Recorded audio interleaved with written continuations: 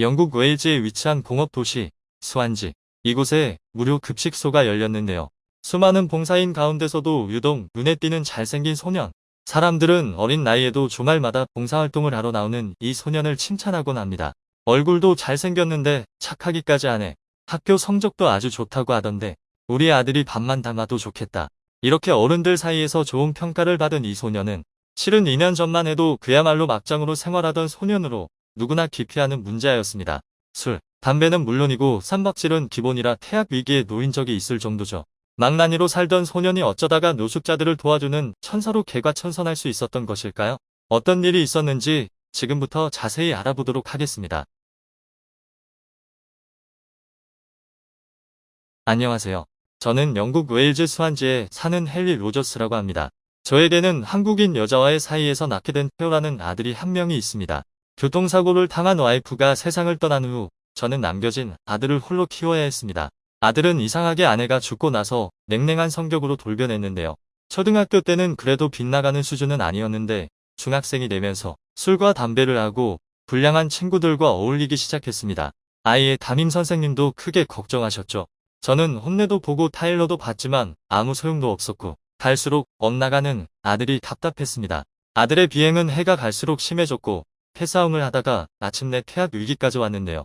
저는 담임 선생님과 교장 선생님께 눈물을 흘리면서 애원하며 사정했고 다행히 학교 쪽에서 한 번만 봐주겠다고 해서 정학 처분으로 끝나긴 했지만 담임 선생님은 아이를 이대로 두면 안 될 것 같다고 말씀하셨죠. 저는 담임 선생님과 단둘이 면담을 시작했습니다. 문제아인 아들을 학교에서도 예의주시하고 있다 보니 아들은 담임 선생님은 물론이고 학교의 상담 선생님과도 많은 대화를 나눴는데요. 상담실에서 심리검사를 한 아들에게서 무척 특이한 결과가 나왔는데 이성관계에 대한 거부감이 심하다는 결과였습니다. 생각해보니 아들은 온갖 불량한 짓을 하면서도 지금까지 여자친구도 한 명도 없었죠. 저는 아직 어려서 다른 곳에 더 관심이 많나 싶었는데 알고 보니 관심이 없는 게 아니라 거부감이 심한 거였죠. 상담 선생님은 이유를 알아내려고 저희 아들과 지속적인 상담을 했고 아들이 여자친구를 사귀지 않으려고 하는 이유가 부모님과 연관이 있다는 사실을 알게 되었다고 합니다. 진실은 충격적이었습니다. 와이프와 평소에 자주 싸우던 저는 와이프에게 하지 말아야 할 말실수를 한 적이 있습니다. 애만 아니었어도 너랑 결혼 안 했다라는 말실수였죠. 저희 부부는 그때 아이가 자고 있는 줄 알았지만 실은 태우는 자는 척하면서 모든 걸 듣고 있었고 그때부터 아빠는 나 때문에 억지로 결혼해서 불행하구나 라는 생각을 하게 되었다고 합니다. 평소 저 때문에 속상해서 우는 아내를 자주 봤던 태호는 어머니가 교통사고로 세상을 떠나자 저에 대한 증오심이 더 커졌다고 말했다고 하더군요. 충격적인 진실 앞에서 아연실색한 저는 선생님께 이제 어떻게 해야 할지 모르겠다면서 하소연했습니다. 담임 선생님께서는 잠시 떨어져 지내는 시간을 가져보는 게 어떻겠냐고 말씀하시면서 한국 교환 학생 프로그램을 신청해보라고 하셨습니다. 담임 선생님은 KIAC라고 불리우는 한국교환학생 재단을 하나 소개해 주셨는데요. 담임 선생님이 추천하신 프로그램은 장기 프로그램으로 5개월 동안 한국에 머무르면서 고등학교를 다니고 홈스테이 가족과 함께 생활하는 프로그램이었습니다. 저는 아버지 말도 안 듣는 아들이 남의 말은 듣겠냐고 걱정했지만 선생님께서는 예전에 다른 문제아 친구도 이 홈스테이 프로그램을 하고 나서 훨씬 나아졌다고 말하면서 자기를 한 번만 믿어달라고 했습니다. 선생님이 하도 강력하게 자기를 믿어달라고 말씀하자 제 마음도 흔들리기 시작했고 결국 고심 끝에 제안을 수락했습니다. 당연히 아들은 가기 싫다고 난리였습니다. 태우는 자신이 바라는 건 자유지 아빠가 아닌 다른 가족에게 감시받으며 또 학교를 다니는 건 싫다고 반항했죠. 절대 안 가겠다고 난리를 치는 아들을 두고 저는 지키지도 못할 약속을 해버렸습니다. 내가 한국에 다녀와서도 생각이 변하지 않는다면 나도 너한테 학교를 다니라고 강요하지 않으마. 홈스쿨링을 생각해보자. 그리고 나도 너한테 큰 간섭을 하지 않을게. 저의 제안에 아들은 솔깃했는지 다음날 진짜 아빠가 약속을 지켜준다면 한국에 가겠다고 이야기하더군요. 그렇게 아들은 한국으로 건너가 고등학교 생활을 시작했습니다. 담임 선생님은 저에게 따로 떨어져 있어도 전화는 꼭 자주 걸라고 이야기했습니다. 아무리 살기 좋은 한국이라도 타지 생활이 쉬운 건 아니니까 힘든 점이 많을 거고 그런 부분을 아버지에게 토로하면서 친해질 수 있을 것이라고 이야기했습니다. 아들에게 두 번째 통화를 건 날 아들은 자기가 한국에서 죽을 뻔했다는 말을 했습니다.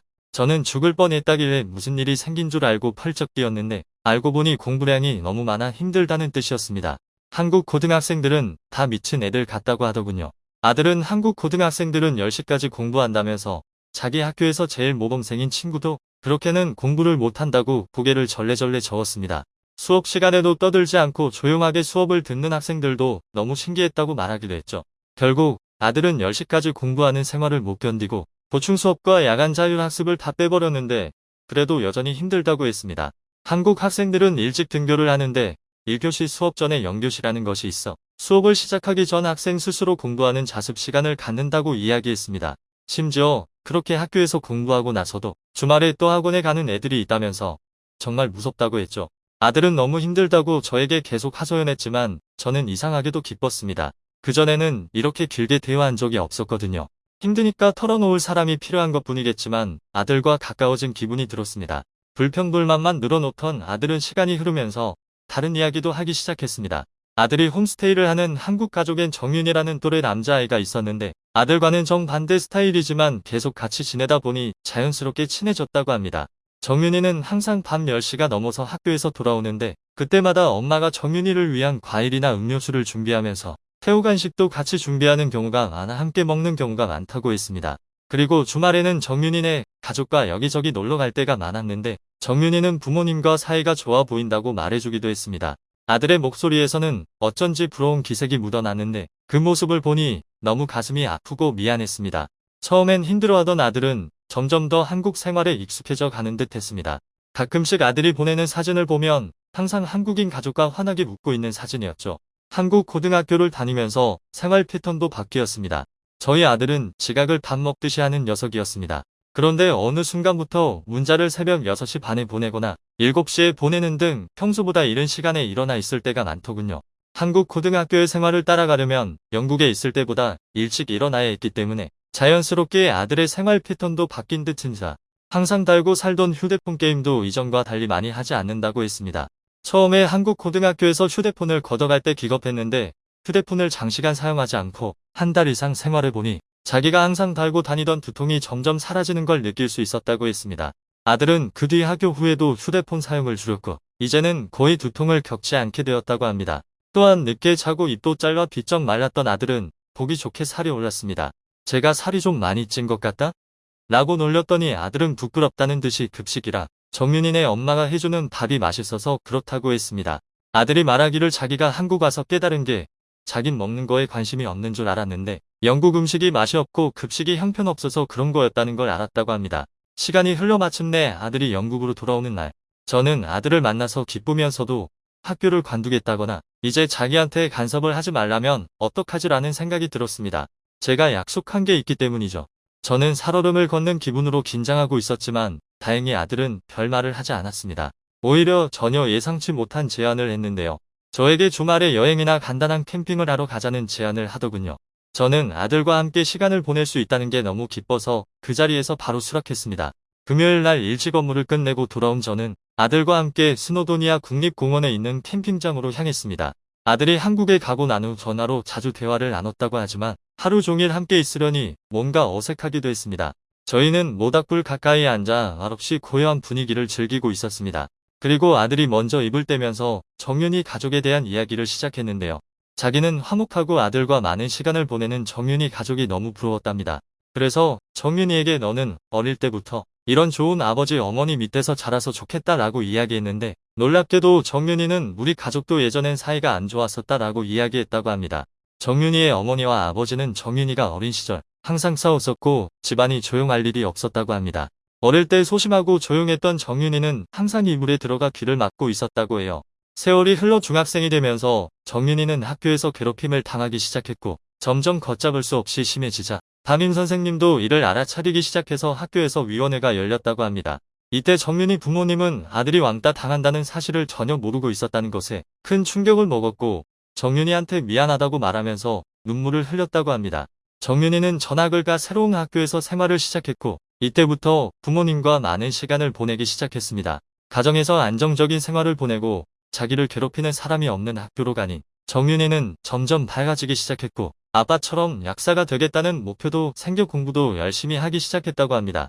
정윤이는 어린 시절 부모님이 자기한테 관심 없고 원치 않은 아이라고 생각했다는 오해를 하고 있었지만 함께 많은 시간을 보내면서 악감정이 눈 녹듯 사라졌답니다.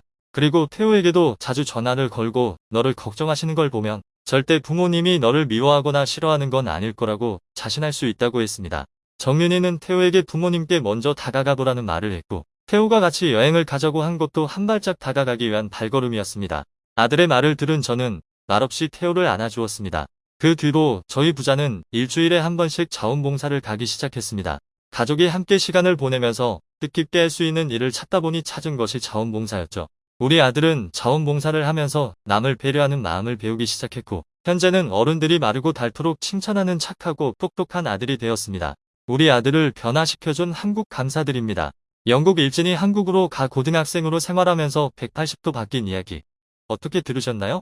저희는 항상 여러분의 사연을 기다리고 있으니 제보 부탁드립니다. 이상 클립 뉴스였습니다.